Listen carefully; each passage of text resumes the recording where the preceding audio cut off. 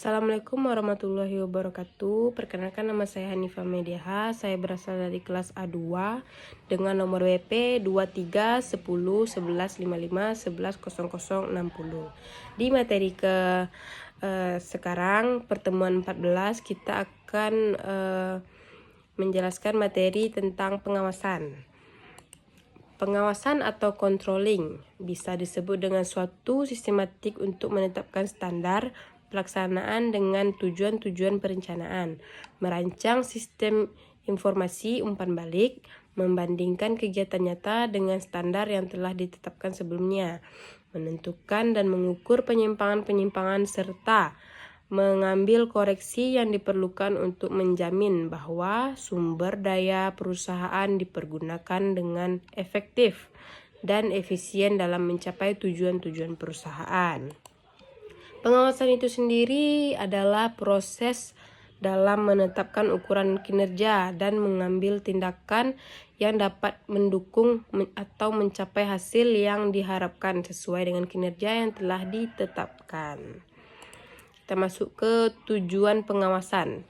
Yang pertama itu untuk mengetahui apakah suatu kegiatan berjalan sesuai dengan rencana yang digariskan. Yang kedua, untuk mengetahui apakah segala sesuatu dilaksanakan dengan instruksi serta asas-asas yang telah ditentukan. Yang ketiga itu untuk mengetahui kesulitan-kesulitan, kelemahan-kelemahan dalam bekerja. Yang keempat, untuk mengetahui apakah kegiatan berjalan dengan efisien. Yang kelima, untuk mencari jalan keluar bila ternyata dijumpai kesulitan-kesulitan dan kegagalan ke arah perbaikan. Kita masuk ke tipe pengawasan. Tipe pengawasan ada 3. Yang pertama, pengawasan pendahuluan atau bisa disebut dengan feed forward control. Yang kedua, pengawasan concurrent. Yang ketiga itu pengawasan umpan balik atau feedback control. Kita masuk ke tahap-tahap pengawasan. Tahap-tahapnya ada 5. Yang pertama, penetapan standar pelaksanaan atau perencanaan. Yang kedua, penentuan pengukuran pelaksanaan kegiatan. Yang ketiga, pengukuran pelaksanaan kegiatan. Yang keempat, perbandingan dengan standar atau evaluasi. Yang terakhir, yang kelima itu pengambilan tindakan koreksi bila perlu. Jadi bila diperlukan saja.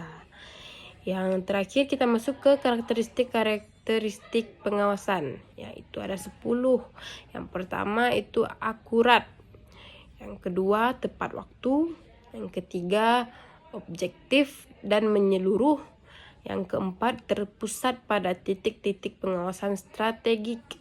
Yang kelima realistik secara ekonomis. Yang keenam realistik secara organisasional. Yang ketujuh terkoordinasi dengan aliran-aliran kerja organisasi.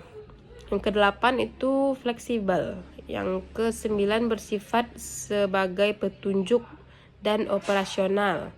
Yang kesepuluh dan yang terakhir itu diterima para anggota organisasi.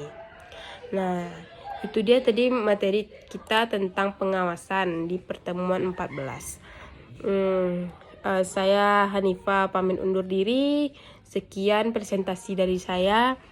Apabila ada kekurangan atau salah kata saya mohon maaf. Saya akhiri. Billahi taufiq wal hidayah. Assalamualaikum warahmatullahi wabarakatuh. Bye bye.